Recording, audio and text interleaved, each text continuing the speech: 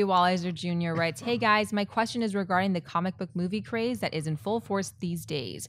Most people, myself included, think 1997's Batman and Robin killed comic book movies, and then 2008's Iron Man brought them back. My opinion is Batman Begins is the film that gave new life to comic book movies. Which movie do you think started the comic book movie craze of today? Thanks for taking my question and keep up the amazing work." It's pretty well accepted. We've talked about it on the show. Really, it's one of two films. I particularly think it's one. The one thought it was that it was Blade.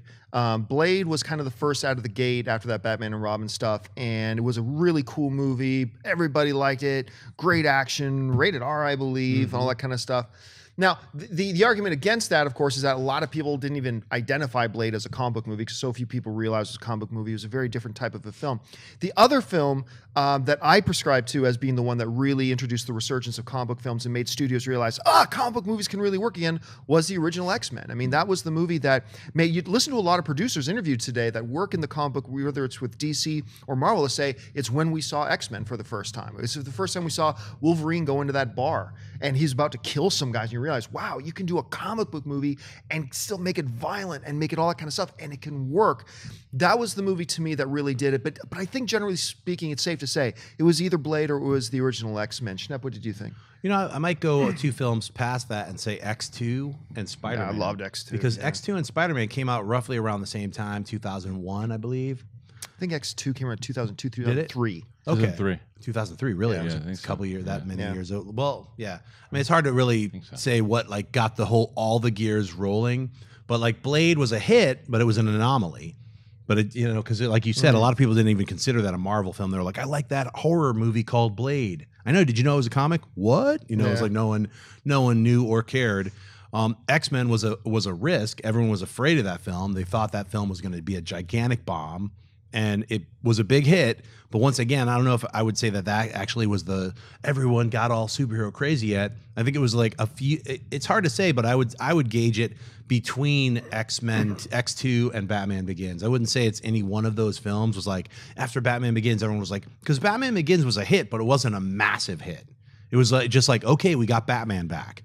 It wasn't a massive hit because it was only a few years after Batman and Robin, you know, pooped its pants. So it's sort of like they had to wait to get that stink off. And I think it was like 6 years, which isn't a long time, you know? So I don't know. That's what I would say. It's that middle area where people are like, there's money to be made here, you know? And then it was probably like Batman, before Batman, but after Spider-Man. So. Christian? I'm going to go the other way a little bit because I think I agree with a lot of what you guys are saying, but I think that really started the mainstream. I think that put it into the mainstream of people wanting to make the movies. I think what this dude's talking about as far as the craze that we're in right now, because if you look, X-Men, the Last Stand, the Brett Ratner fart box, whatever that thing was, that started to crush the X-Men, and people are, maybe they're not, people are getting away from superhero movies now, and Spider-Man had kind of, 2007, Spider-Man 3 was terrible, so it started to, people were getting exhausted by it, and then Batman Begins did come out, and it wasn't a big hit, you're right.